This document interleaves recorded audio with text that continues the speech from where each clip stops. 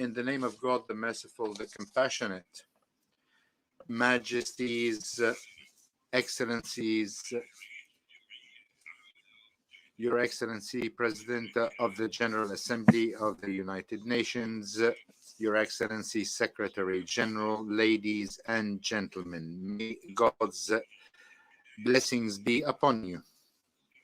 Allow me at the outset to congratulate His Excellency Abdullah Shahid on his election as President of this 76th session of the General Assembly of the United Nations. I wish him success in his mandate. I should also like to express thanks to His Excellency Mr. Volkan Bozkır for his efforts during his presidency of the previous session. Allow me to praise His Excellency, the Secretary General, and congratulate him on his reappointment to a second mandate. Let me praise the excellent efforts he is making to improve the effectiveness of United Nations institutions in order to achieve the objectives of our charter. Mr. President, the Kingdom of Saudi Arabia is a founder member of the United Nations organization. Since signing the San Francisco Charter with its purposes and objectives, which is aimed at maintaining international peace and security, the peaceful settlement of disputes, respect of sovereignty and independence, and non-interference in internal affairs, has been committed to these objectives. The challenges confronting the international community today require strengthening multilateral international cooperation. The COVID pandemic has shown that the road to a sustainable recovery goes through collaboration between all of us in a collective framework. The Kingdom has had a vital role in leading the world response to the pandemic through its presidency of the G20 last year. The Kingdom has supported international efforts to confront the pandemic with the sum of $500 million in addition to $300 million to assist states in confronting the pandemic. Despite our economic difficulties, the Kingdom of Saudi Arabia continues to be committed to its developmental and humanitarian role in assisting the most needy states and the most affected states to confront natural catastrophes and humanitarian crises. We are the largest donor state in terms of humanitarian and development assistance at the Arab and Islamic level in 2021, and one of the three major donors internationally. The Kingdom is keen to see a recovery in the international economy. This is clear in the pioneering efforts made by the Kingdom in cooperation with our partners in OPEC Plus, in the G20, in order to confront the repercussions of the coronavirus pandemic, as well as to ensure stability of world oil markets, their stability and oil supplies, in order to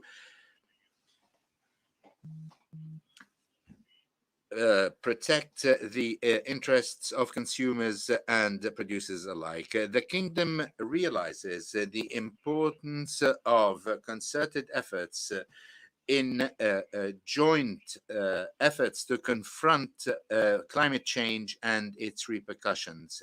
The Kingdom has made qualitative initiatives in the region and in the world, foremost being the Green Saudi Initiative, the Green Middle East Initiative, the Cyclical Carbon Economy Initiative, which should have an effective role in achieving international objectives in these fields. the basis of the 2030 vision adopted by the kingdom is prosperity and a better future. We want our economy to be a pioneering one. We want our society to interact with all of the world. We have come a long way in the 5 years since this vision was put forward in supporting a local industry, in developing infrastructure, ICT infrastructure, in finding solutions for energy, and in investing in many fields, in addition to enabling women and youth and improving the lives of all. Proceeding from this, the foreign policy of the kingdom gives utter priority to entrenching peace, security, and stability, and to supporting dialogue and peaceful solutions. We want to set up conditions conducive for development and ones that achieve the aspirations of peoples for a better future in the Middle East and in the entire world. This is clear in the efforts made by the kingdom in sponsoring the agreements between the members of the GCC states, our effective participation in the group of friends of Sudan, our support to Iraq in its efforts to recover its position in the world. The kingdom strongly supports efforts to find a binding, peaceful solution to the problem of the Renaissance Dam that protects the rights to water for both Egypt and the Sudan. We support peaceful solutions under the aegis of the United Nations to the crises in Libya and Syria, as well as all efforts aimed at achieving peace and stability in Afghanistan, the aspirations of the Afghan people, and ensuring the rights of all sectors of its society. Mr. President, we stress that peace is the strategic choice of the Middle East region, which goes through a just, durable solution to the question of Palestine based on the resolutions of international legitimacy, the Arab Peace Initiative, which ensure the right of the Palestinian people to set up its independent state on the borders of 1967 with East Jerusalem as its capital. The peace initiative in Yemen, tabled by the kingdom last March, ought to end the bloodshed and conflict. It ought to put an end to the suffering of the brotherly Yemeni people. Unfortunately, the terrorist Houthi militias reject peaceful solutions. They have placed their bets on a military option to take over more territory in Yemen. They daily attack civilian targets inside the kingdom. They threaten international navigation and international energy supplies. The Houthi militias abuse the suffering of the Yemeni people, their urgent need for humanitarian assistance, the dangers emanating from the deteriorating Safer tanker as means to barter and blackmail. Mr. President, the kingdom is fully committed to the principles and resolutions of international legitimacy. We respect the national sovereignty of all states. We stress the need for non-intervention in the internal affairs of other states. The kingdom maintains its legitimate right to defend itself in confronting the missile attacks, ballistic missile attacks, drone attacks, booby-trapped boats against our kingdom. We categorically reject any attempt to intervene in our internal affairs. Iran is a neighboring state.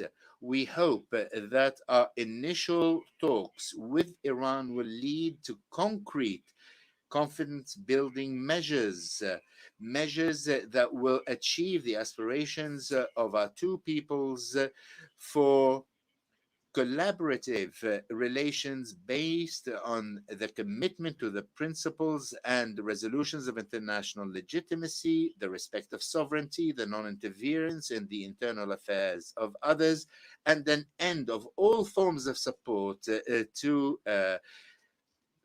terrorist groups and sectarian militias that only bring war, destruction, and suffering to the peoples of the area. The kingdom stresses the importance of making the Middle East a region free of all weapons of mass destruction. We therefore support international efforts aimed at preventing Iran from developing a nuclear weapon. We are very concerned at Iranian steps that go counter to its commitments, as well as daily declarations from Iran that its nuclear program is peaceful.